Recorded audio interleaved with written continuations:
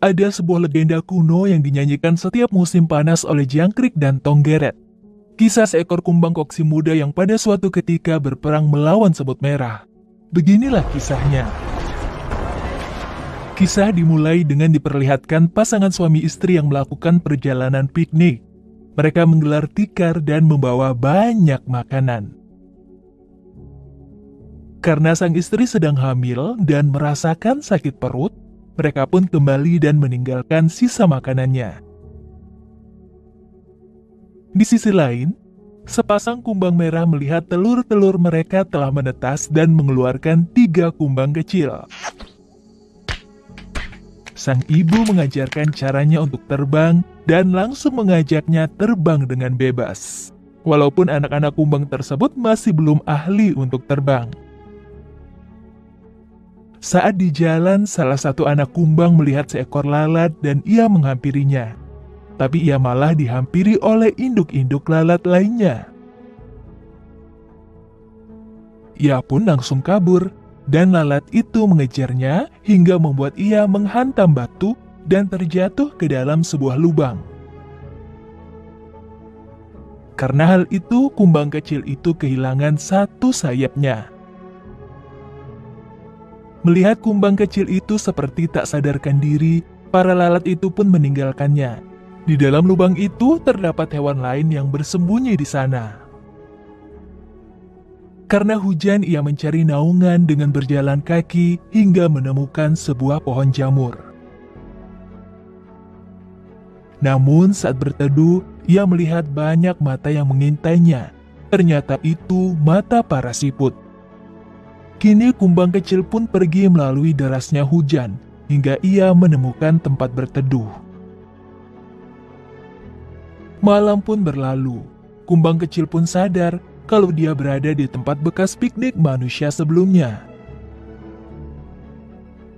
Di sana ia melihat beberapa kumbang membawa sisa-sisa makanan. Para semut hitam datang. Kumbang kecil kembali bersembunyi lagi di dalam kotak kecil. Dan saat itu semut hitam membawa kotak tersebut yang isinya sisa makanan dan kumbang kecil. Para semut itu membawa kotak tersebut ke bawah gunung dan melalui bebatuan. Saat melewatinya, kotak tersebut jatuh dan menghamburkan makanannya. Semua semut hitam itu kembali membuat makanan itu ke dalam kotak lagi. Di sana pemimpin semut hitam melihat kumbang kecil yang tergeletak. Namun, tiba-tiba mereka mendapat masalah, di mana seekor kadal datang, dan para semut pun bersembunyi di balik makanan-makanan yang terjatuh tadi. Si kumbang kecil tadi langsung terbangun dan kembali masuk ke dalam kotak makanan lagi. Di sana ia mengeluarkan suara bising dari dalam kotak dan membuat kadal itu kabur meninggalkan mereka. Pimpinan semut berterima kasih kepadanya. Kini perjalanan mereka diteruskan bersama kumbang kecil tersebut. Karena tidak tahu jalan, pimpinan semut pun memberikan sinyal kepada temannya yang berada di sarang, agar bisa menuju jalan yang benar. Setelah mengetahui jalan mereka, perjalanan pun dilanjutkan. Akan tetapi, mereka mendapat masalah lagi, di mana para semut merah menghadang mereka. Pemimpin semut hitam memberikan 1 makan untuk mereka, namun sepertinya tidak cukup untuk para semut merah. Saat semut hitam melanjutkan perjalanannya melalui jalan yang lain, para semut merah mengejarnya. Terpaksa, para semut hitam terjatuh bersama kotak itu agar bisa kabur lebih tepat. Tapi para semut merah mendapat kaleng bekas minuman. Mereka pun masuk dan langsung berguling menggunakan kaleng tersebut.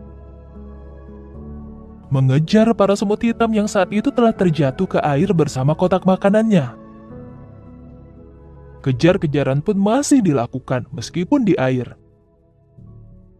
Rintangan demi rintangan mereka lewati.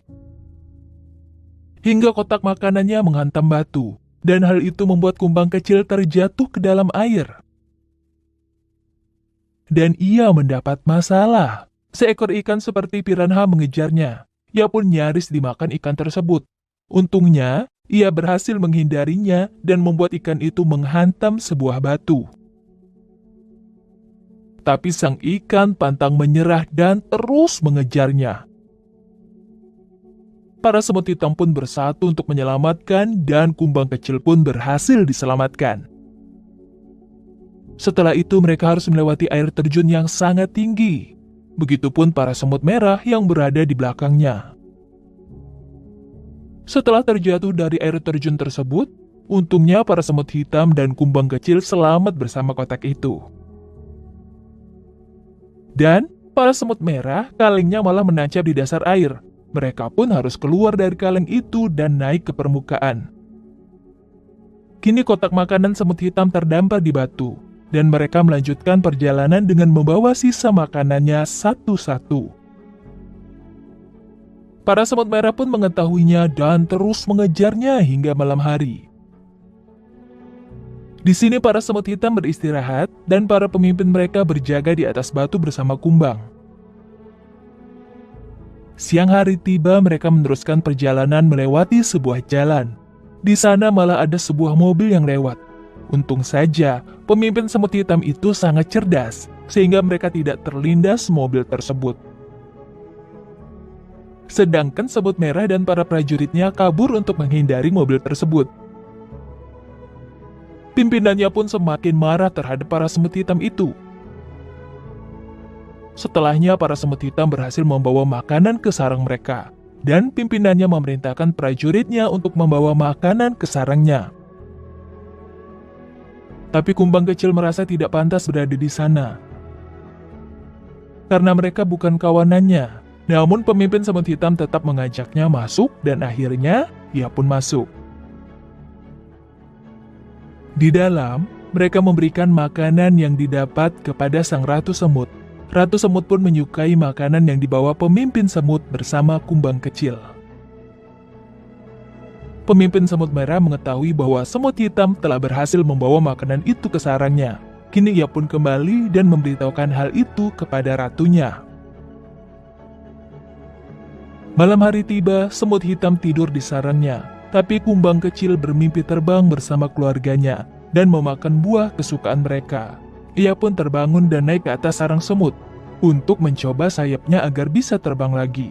Karena sayap barunya sudah mulai tumbuh, ia pun berhasil terbang sedikit demi sedikit. Di sini pemimpin semut hitam itu mengetahui akan hal itu. Setelah memimpin semut merah menjelaskan makanan di sarang semut hitam, ratu mereka setuju untuk mengambil makanan itu.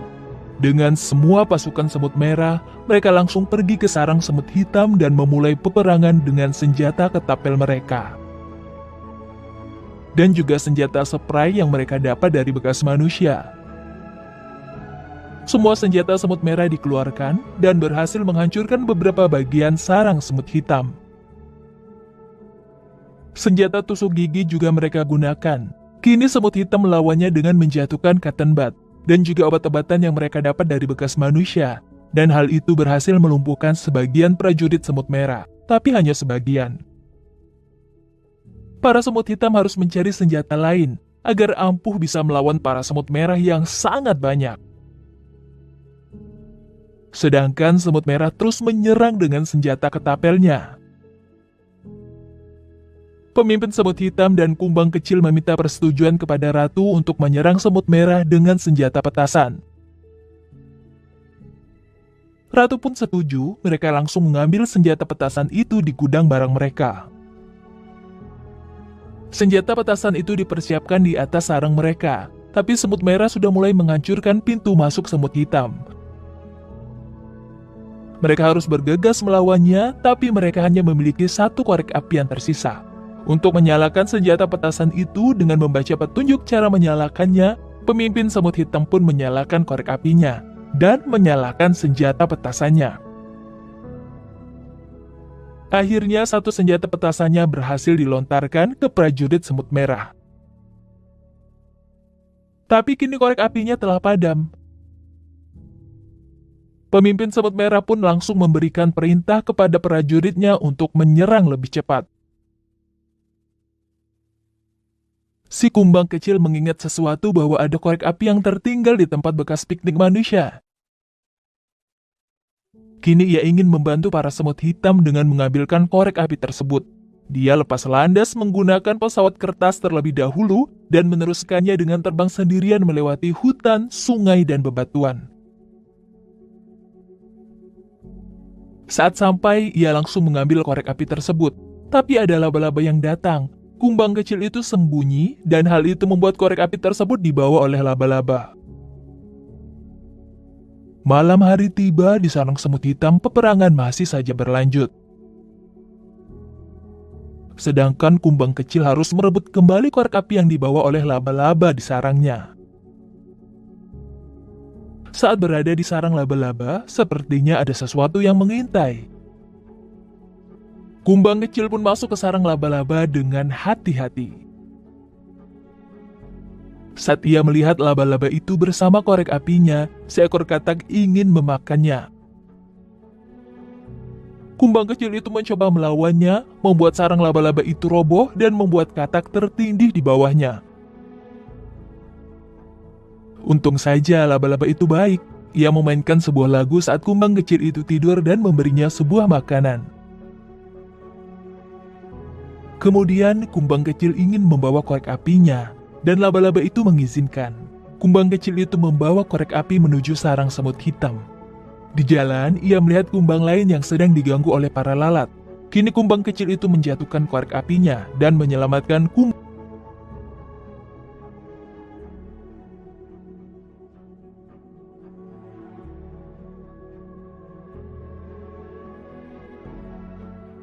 Setelah berhasil menyelamatkannya, ia pun meneruskan membawa korek api ke sarang semut hitam. Dan kumbang yang diselamatkannya tidak mau pergi bersamanya. Kumbang kecil telah berhasil membawa korek api tersebut. Para semut hitam langsung menggunakannya dan menyerang pasukan semut merah dengan semua senjata petasan mereka, dan hal itu membuat pasukan semut merah mundur dan kalah. Tapi masalahnya, karena senjata petasan itu, senjata spray milik pasukan semut merah meledak, kini sarang semut hitam menjadi terbakar. Semua semut hitam hanya bisa berlindung di dalam sarang mereka. Saat itu pesawat datang dan menghentikan kebakaran itu dengan menjatuhkan air di sana. Hal itu membuat sarang semut hitam kini hancur. Waktu demi waktu telah berlalu. Para semut hitam memulai membangun sarangnya kembali dengan adanya pemimpin semut hitam dan kumbang kecil.